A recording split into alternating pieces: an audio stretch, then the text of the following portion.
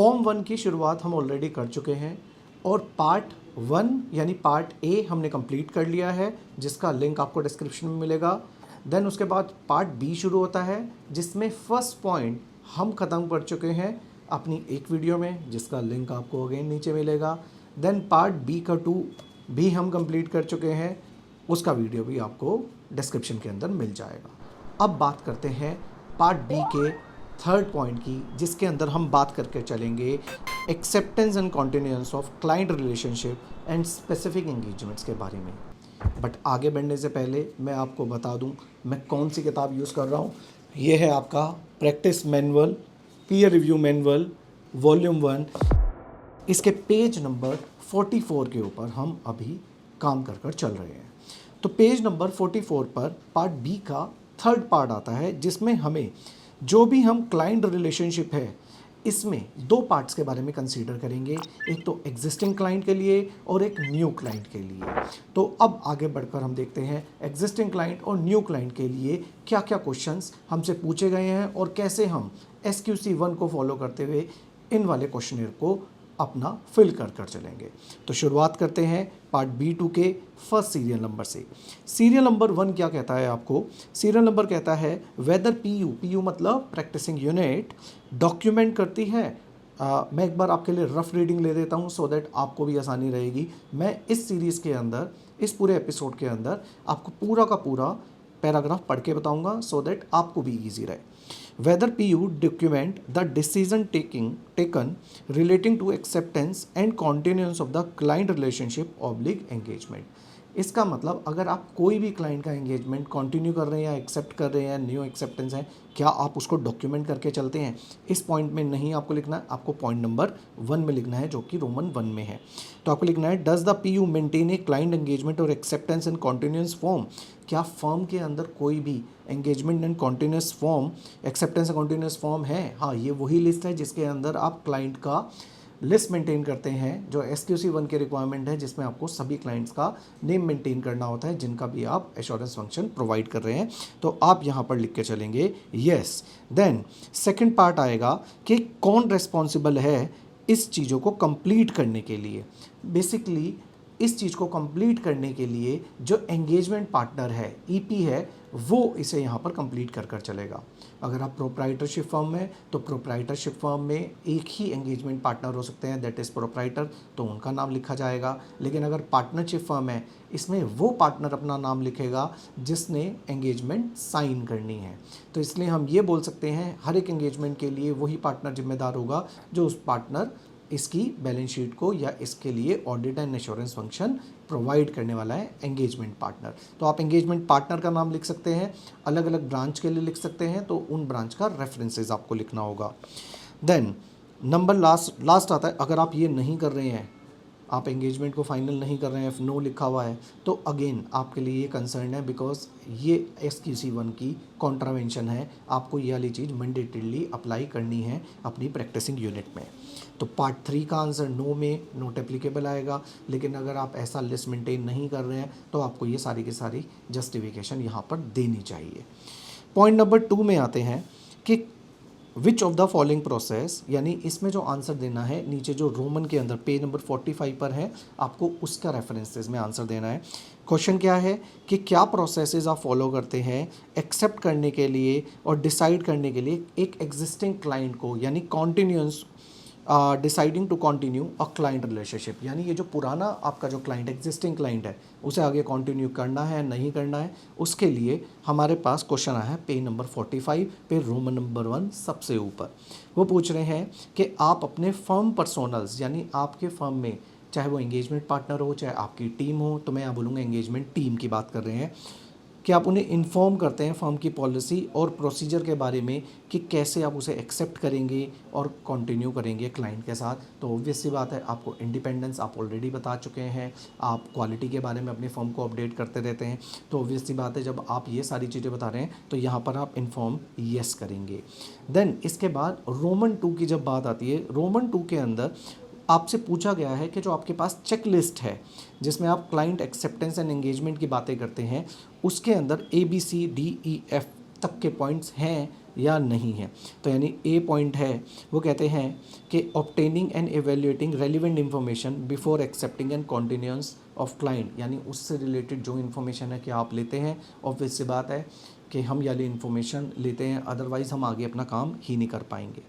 Second, वो पूछ रहे हैं कि आप उनका बैकग्राउंड चेक करते हैं, जैसे बिजनेस का बैकग्राउंड हो गया, आपका KMPs यानी की मैनेजरियल पर्सोनल्स का, एंड देन उसकी सिस्टम कंसर्न और कोई भी अलग जो पर्सन उसके साथ एसोसिएटेड है उसके बारे में।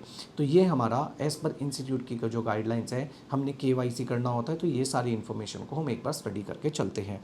तो आंसर इसका येस होना चाहिए as per SQC 1। Then C point के अंदर आता है considering the integrity of the client, यानी आपको क्लाइंट की इंटीग्रिटी चेक करना है। इंटीग्रिटी आप कैसे चेक करते हैं कि क्लाइंट ने अपने टैक्स ड्यूज पे करे हैं या नहीं करे हैं, क्लाइंट किसी फ्रॉड में इन्वॉल्व तो नहीं है, क्लाइंट आपका के ऊपर कोई केस पेंडिंग तो नहीं है, केस कुछ अनएथिकल तो नहीं है।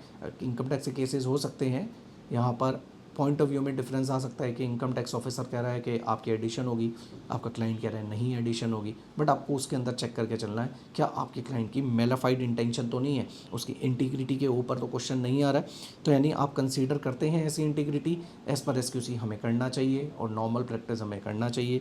तो इसमें आंसर अगर आप करते हैं तो येस, अगर आप इंटीग्रिटी चेक नहीं करते तो आंसर नहीं लिखेंगे।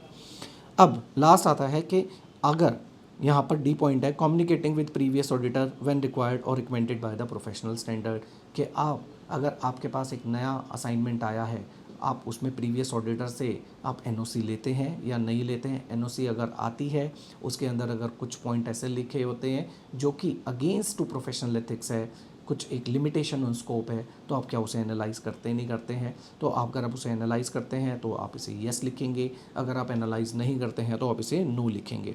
But as per the regulatory requirement और गाइडेंस ऑफ ICAI आपको ये कंसीडर करना चाहिए। ई पॉइंट के अंदर आता है कि आप evaluating the risk of providing services to client for which the firm's objective or independence may be impaired। अब आपके पास, जब मैंने पहले बताया आप क्लाइंट को एनालाइज कर रहे हैं, तो उसके अंदर अगर कोई रिस्क आपके पास ऐसा अवेलेबल है, ऐसा कोई आप रिस्क देख पा रहे हैं जो आपकी सर्विसेज को भी हैम्पर कर सकता है, क्या आप उसे फर्म ऑब्जेक्टिव और इंडिपेंडेंस से अलाइन करके देखते हैं कि आप कोई ऐसा क्लाइंट को एक्सेप्ट नहीं कर रहे जिससे आपकी जो आपकी फर्म की ऑब्जेक्टिविटी है और इंडिपेंडेंस इम्पेयर तो ना हो जाए। तो यानी अगर आप किसी गलत क्लाइंट का काम एक्सेप्ट कर रहे हैं तो यहाँ पर आप येस लिख देंगे, और अगर आप इन सब बातों का ध्यान रखते हैं तो आप यहाँ पर येस लिखेंगे कि हाँ, हम ऐसा कोई काम नहीं करते हैं। पॉइंट F के अंदर हमारा आता है कि क्या आप ICAI ने जो KYC नॉर्म्स है उसे फॉलो करते हैं। तो आप KYC फॉर्म फॉलो करते होंगे तो आप इसके अंदर येस लिखेंगे, अगर आप नहीं करते हैं तो आप नो लिखेंगे। पर ये करना हमारे लिए मैंडेटरी है, because as per ICAI guidelines हमें सभी इंस्टीट्यूट की गाइडलाइंस को फॉलो करना होता है। Mandatorily, it is not recommendatory. तो यहाँ पर हमारे पॉइंट नंबर 2 ख़त्म हो गया है। अब चलते हैं अगला point, that is point number 3।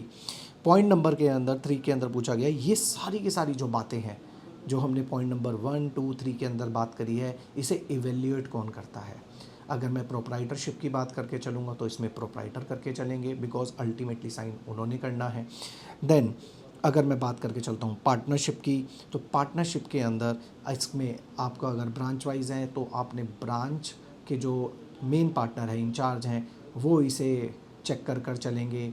Plus अगर हेड ऑफिस से, अगर आपके फर्म मैनुअल के अंदर लिखा है कि हेड ऑफिस अप्रूव करके चलेगा, तो आपके जो मेन क्वालिटी कंट्रोल पार्टनर हैं या इंडिपेंडेंस एंड एथिक्स पार्टनर हैं, वो इसको वेरीफाई कर चलेंगे। जो भी आपका प्रोसीजर फर्म के अंदर होगा, आपको ये प्रोसीजर यहाँ पर लिख देना है। अब पॉइंट नंबर 3 ख़त्म हो चुका है। अब चलते हैं पॉइंट नंबर 4 पर। पॉइंट नंबर 4 न्यू एंगेजमेंट और कॉन्टिन्यूएंस ऑफ एग्जिस्टिंग एंगेजमेंट के बारे में बात करता है, जिसमें वो पूछता है कि फर्म जब भी कोई असाइनमेंट एक्सेप्ट करता है तो आप कैपेबिलिटीज़, यानी आप उस काम को कर सकते हैं या नहीं कर सकते हैं, उसके बारे में डिसीजन कैसे लेता है। तो पॉइंट नंबर 4 के आगे आपको कोई भी आंसर नहीं लिखना है। पॉइंट नंबर रोमन 1 के अंदर आपको आंसर लिखना है। पॉइंट नंबर 4 क्लोज 1 क्या कहता है evaluating whether the firm has sufficient personnel with necessary capabilities and competence। क्या आप ये देखते हैं कि आप जिस काम को एक्सेप्ट करने वाले हैं उस काम को करने के लिए आपके पास मैन पावर है या नहीं है, ये चीज़। और अगेन मैन पावर अगर आपके पास है तो क्या आपने पहले ऐसा कोई काम किया हुआ है कि सो दैट आप इस वाले काम को विद प्रोफेशनल ड्यू केयर कर पाएँ। तो ये आपको फर्म की पॉलिसी के अंदर चेक करना होगा। आप इसके अंदर कैपेबिलिटीज़ भी अपनी डेवलप कर सकते हैं, तो वो आपको प्रोसीजर यहाँ पर लिखकर चलने पड़ेंगे। पॉइंट नंबर 2, वो कह रहे हैं specialist in terms of specific industry experience और skill set are available if needed. अगर आपको कोई असाइनमेंट ऐसा एक्सेप्ट करना है जिसमें स्पेशलाइज स्किल की ज़रूरत है, तो क्या वो आपके पास अवेलेबल है या नहीं है, या आपको ये पॉलिसी बिल्कुल नहीं अपनानी है। अगर आपको कोई काम आता नहीं है तो आप उसे भी एक्सेप्ट कर लेते हैं। तो एसक्यूसी कहता है आपको ये वाली चीज़ों के ऊपर वर्क करके चलना पड़ेगा। अब चलते हैं पेज नंबर 46 के ऊपर, इसी का कॉन्टिन्यूस पार्ट है, आपका क्लोज 3 है पार्ट 4 का। इसमें पूछा है कि अगर कोई individual meeting criteria and eligibility requirement to perform an engagement quality control review EQCR कहते हैं हम इसे, are available when needed whether internally और एक्सटर्नली। आपने न्यू असाइनमेंट अगर एक्सेप्ट कर लिया, देखिए लिस्टेड कंपनी के केस के अंदर EQCR यानी engagement quality control review mandatory है। पर अगर आप नॉन लिस्टेड एंटिटी का काम कर रहे हैं और आप यहाँ पर जब कोई नया एंगेजमेंट एक्सेप्ट कर रहे हैं जो कि आपके लिए नया एक कैपेबिलिटीज़ के लिए एक नया आपके लिए एरिया है जहाँ पर आप काम करते हैं, तो क्या उसके लिए एंगेजमेंट क्वालिटी कंट्रोल रिव्यू आपके पास इंटरनली और एक्सटर्नली ऑप्शन अवेलेबल है। इंटरनली मतलब आपके क्वालिटी कंट्रोल पार्टनर को क्या ये पहले से ही काम आता है, अगर आता है तो यस आप इंटरनली कर सकते हैं, नहीं आता है तो आप एक्सटर्नल एक्सपर्ट को भी इस काम के लिए हायर कर सकते हैं। तो आपको ये बताना है कि आपकी फर्म की पॉलिसी इस रिगार्ड के अंदर क्या है। पार्ट 4 का लास्ट क्वेश्चन, वो कह रहे हैं assessment that the firm would be able to complete the engagement within agreed deadline. जो आप डेडलाइन बना रहे हैं क्या आप उसके अंदर उसे कंप्लीट कर रहे हैं या नहीं कर रहे हैं।